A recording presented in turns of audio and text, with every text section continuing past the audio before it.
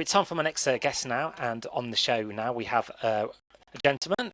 His name is Will Crewsden, and thank you for accepting my invitation to come on to the Dennison Radio feature, Will. That's all right. And no, pleasure to be here. yeah, it's great to have your company, and I just thought it'd be nice for you to share some of your memories of working with some of the most iconic names in the music business, as well as what you do as well. If you'd like to tell the listeners a little bit more about yourself. So I'll open it up. Where did you grow up, and were you always surrounded by music in your household, neighbourhood? Yeah, I grew up in Hampton, which is southwest London, kind of very suburban, drab. Nothing like London itself, really, so I couldn't wait to get into central London away from that. But yeah, there was quite a lot of music around. We had a piano in the front room, and then I just went through every instrument known to man, really. I just ended up having a drum kit as I was growing up, and a bass, massive bass cab in the front room at one point, and then guitar, yeah, because I was having guitar lessons the whole sort of right from when I was 9 years old. So sure, yeah, there's a lot of music around. Yeah. So you're a bass player, an instrumentalist. What kind of age did you first I'm a guitarist. Oh, actually, guitarist. Yeah. So you cover all guitars. When did you first pick up the guitar? When I was 9, when I had lessons. So you started young. And what is your favourite guitar amplifier cabinet, if you had to select one? Are you saying favourite guitar amplifier and cabinet? Or? Yeah, I suppose amplifier. Okay, well, my favourite guitar is a Taisco Spectrum 5, which is quite an unusual looking guitar. It's a Japanese kind of 60s model. I've got a couple of reissues of it, and so I use that a lot. My favourite amp is my Carvin Bel Air, which I've been using for a few decades now, so that works for me. And whatever cab I put it through, really, as long as it's got 4 speakers, it'll work. Yeah, cool. And how are you finding this quarantine time? Is it kind of been an ideal time to be studious, to get some recording done in the studio? Yeah, well, I've put out 2 albums and about 3 EPs over this year, so I wasn't expecting to be so sort of prolific with the releases, but it's just out of necessity, really, because that's my only outlet at the moment. I love playing live, but unfortunately it's not possible at the moment. So I have stuff lined up for next year, so I'm just fingers crossed it'll be safe enough to do that. Sure. I was just going to touch on some of your material a bit later. I just wanted to ask you about your kind of love for the 80s and new wave scene. But first on up, who were your favourite kind of bass players of all time, past or present? There's been quite a few: The Flea, The Edge, Peter Hook, Jaco Pastorius. To name but a few. The Edge. Okay. Bass players. I'm just trying to think. I do like Peter Hook's stuff, because that's more kind of like lead bass playing. It's very different from.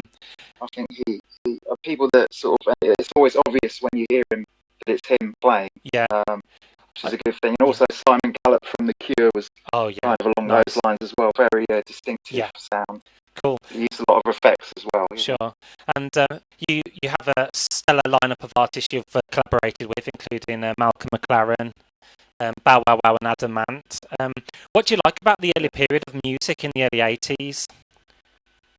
Well, it's kind of, I guess that sort of area of your life, that age, is anything that surrounds you sticks with you kind of for the rest of your life, and a lot of that stuff was pretty big at the time. So, and also I was a bit too young to get into punk, but this was all sort of the aftermath of punk, I guess, and I sort of still got off on that energy. I probably would have been into punk if I'd have been a bit older, but it was just to me it was a more interesting period, really. Less, everything got a bit more diluted and went off in all different directions from punk. So it's a great period. It's really interesting, that period, 79, 80, 81, how that music just changed electronic music, how it just kind of went into electronics.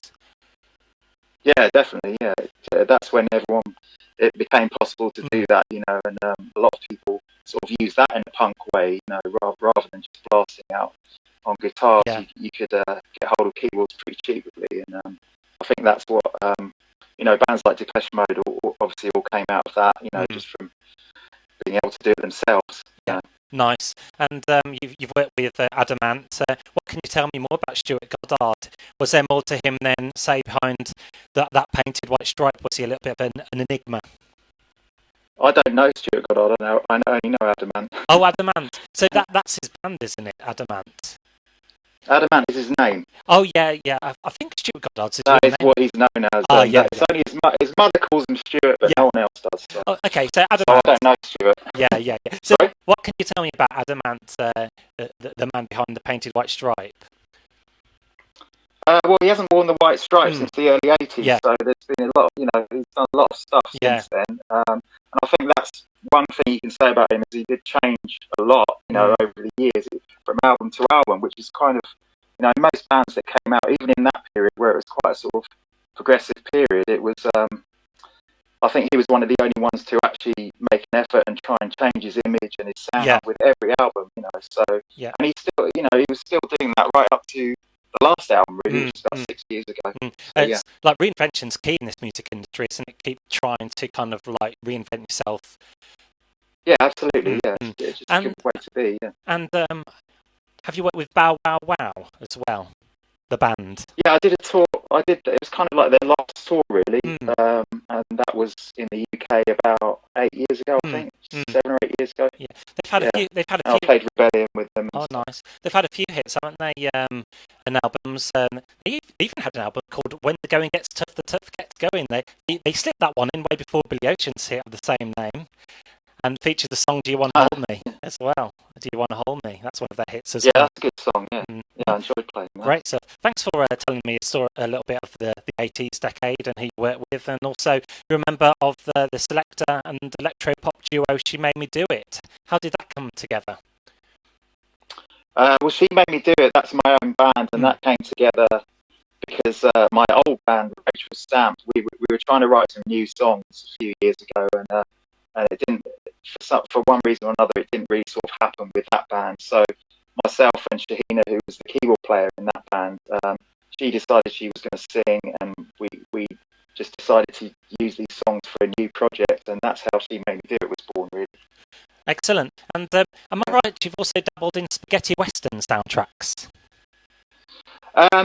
Not specifically, but that's a big part of the sound I do with my solo stuff, which goes under the name Scant Regard. And I've just released a new album called Massive Cult Following, and there's a very heavy spaghetti electro, I call it, because it's kind of half electronic and half and one leg in the Morricone kind of soundtrack scape. Yeah. So that's definitely a part of it, but I mix up loads of styles with that. So a little bit of a combination of all type of musics in yeah, cool. And absolutely, yeah. I'm going to ask you, what is your favourite spaghetti western if you had to choose one? I think I'll probably go with the classic Good, Bad and the Ugly, really, just because it's a great story and amazing soundtrack. Really. Great stuff.